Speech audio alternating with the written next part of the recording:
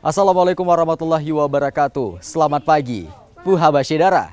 Bersama kami kembali dalam Berita Aceh pagi ini dengan saya Akbar Hazana. Beragam berita aktual, tajam dan terpercaya akan kami sajikan untuk Anda. Dan berikut 3 berita utama pagi ini.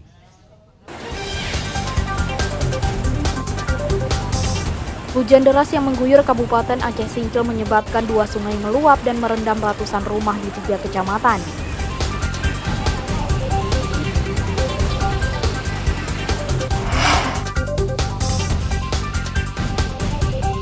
Pasar ikan utama Meredu Kabupaten Pidijaya mulai ditinggalkan pedagang menyusul menjamurnya lapak liar di sekitar pasar.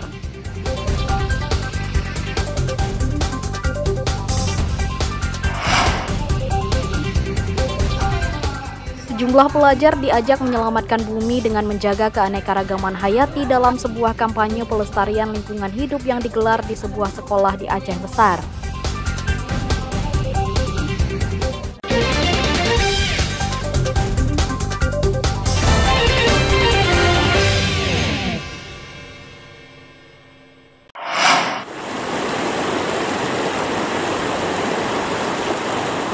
Tingginya intensitas hujan di Kabupaten Aceh Singkil dan sekitarnya selama beberapa hari terakhir menyebabkan debit air sungai Lai Cinendang dan Lai Sulampi meningkat hingga meluap ke permukiman.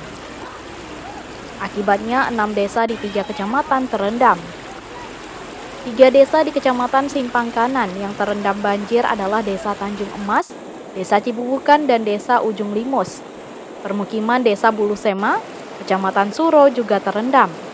Sedangkan di Kecamatan Gunung Meriah, permukiman Desa Cingkam dan Desa Rimo kembali terendam. Banjir tidak saja merendam ratusan rumah di 3 kecamatan, tapi juga menggenangi jalan Kecamatan Singkohor dan Kota Baharu. Badan jalan sepanjang 3 km yang terendam banjir mengakibatkan arus lalu lintas terganggu dan sejumlah sepeda motor mogok di genangan banjir. Jalan penghubung Kecamatan Singkohor menuju Kota Baharu hanya bisa dilalui mobil besar, sedangkan minibus dan mobil pribadi harus menunggu hingga air surut. Sementara itu, tingginya air banjir memaksa pengendara menaiki perahu untuk menyeberang dengan tarif Rp50.000 per sepeda motor, sedangkan tarif penyeberangan tanpa kendaraan dikutip Rp30.000 per orang. Mana tadi Pak? Dari Hendel sampai ke Solo. Iya. Apa? Bawa apa Pak? Bawa kereta sama orang. Iya. Naik Rubin. Naik Robin Pak. Ya. Sebenarnya apa? Bangun aspal ini di petinggi. Iya. Minta tolong rakyat ini. Ongkosnya berapa Pak? Ongkosnya kalau sama kereta orang satu limpul kan narik. Kalau orang Pak? 30 sama 25. Gitu, itu yang paling rendah. Iya. Di beberapa tempat ketinggian air lebih dari 1 meter. Warga yang khawatir ketinggian air bertambah sehingga mulai menyelamatkan perabotan dan barang elektronik ke tempat yang aman. Mata pencarian gimana Pak sejak banjir ini Pak? Tersumbat mata pencarian selama banjir ini, nggak bisa bergerak. Makan pun, cari makan udah susah ini. Bantuan Pak? Bantuan nggak ada. Sampai sekarang belum ada Pak? Belum ada. Banjir bukan saja karena hujan deras di Kabupaten Aceh Singkil atau Sebulu Salam, tapi juga kiriman air dari Kabupaten Pakpak Barat, Sumatera Utara. Topografi Aceh Singkil yang rendah mengakibatkan limpahan air dari luar daerah mengalir ke daerah itu. Warga berharap pemerintah meninggikan badan jalan agar masih bisa dilintasi saat banjir. Nazarudin melaporkan dari Aceh Singkil.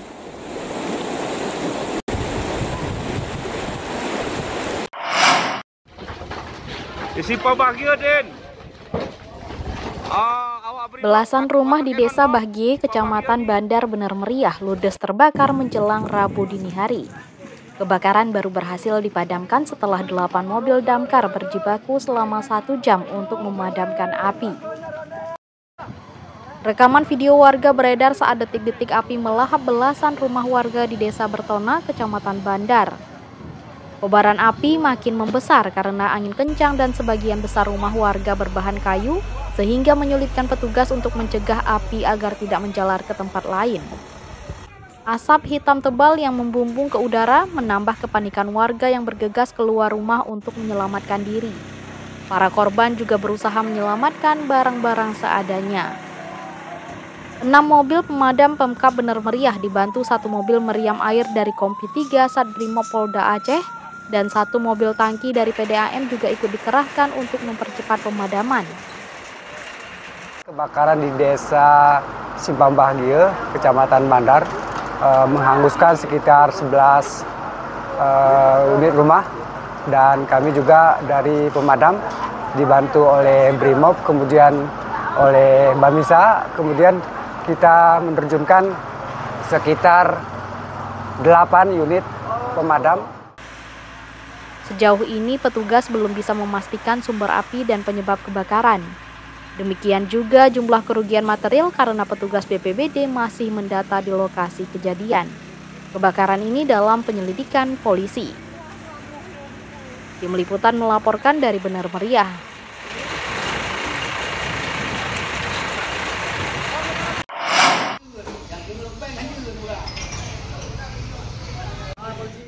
Pusat Pasar Ikan Meredu, Kabupaten Pidi Jaya mulai ditinggal pedagang dan pembeli.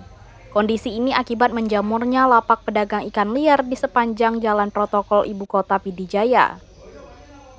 Pasar ikan Meredu berubah menjadi pasar mati yang ditinggalkan pembeli. Pedagang pasar ikan resmi mengeluh lantaran lapak liar terus menjamur di sekitar pasar sehingga warga enggan masuk ke dalam pasar. Pasar ikan di Ibu Kota Pidi Jaya tak ubahnya bangunan tak bertuan. Tempat pembuangan sampah jadi kumuh dan kotor serta berbau. Tidak ada lagi para pedagang di pasar ikan lantaran ditinggal pembeli. Pasar ikan yang dibangun dengan dana APBN ini sebelumnya ditempati 50 pedagang. Namun satu persatu pedagang ikan pergi lantaran sepi pembeli sehingga yang tersisa cuma 5 pedagang. Pasar Meredu ini tidak ramai memang lagi karena pasar sekarang udah banyak pasar-pasar liar. Kan, jadi orang pada lari semua. Padahal pasar ini cukup maju dulunya karena pemerintah tidak pernah mempeduli. Jadi sekarang pasar di pinggir-pinggir kota dibuatnya pasar ikan itu, seperti di SMP sana, di seberang jembatan sana dibuat pasar. Di sini sendiri masih berapa yang jualan ikan bakar? Di sini cuma kami tinggal berlima lagi yang bertahan di sini. Tak jauh dari pasar, puluhan lapak liar pedagang ikan berjajar di sepanjang jalan yang hanya berjarak 200 meter dengan pusat pasar. Warga pun cenderung membeli ikan di pasar liar sehingga pasar ikan induk terbengkalai dan nyaris mati. Kita ngambil langkah-langkah bagaimana pasar induk yang sudah lama itu akan berfungsi kembali. Kita buat sebuah sosialisasi kepada masyarakat yang telah bisa menjual ikan di pinggir jalan. Bukan penjual ikan aja, tapi termasuk penjualan yang lain seperti orang yang menjualkan buah-buahan. Kita harapkan balik bahwa mereka itu berjualan sama-sama lah di tempat yang pemerintah yang telah sediakan gitu, Pak. Menjamurnya lapak ikan liar di sepanjang jalan protokol Kota Meredu sudah berlangsung sejak 5 tahun terakhir. Namun hingga saat ini belum ada tanda-tanda akan ditertibkan. Tim Liputan melaporkan dari Pidi Jaya.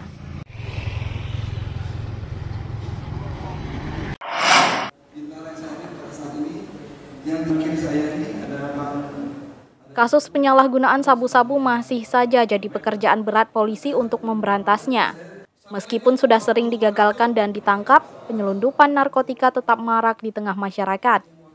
Satres Narkoba Polres Langsa baru saja menangani 4 kasus penyelundupan sabu-sabu dan menangkap 7 tersangka dalam kurun waktu Februari hingga April 2024. Dari para tersangka, polisi menyita lebih dari 5 kg sabu-sabu.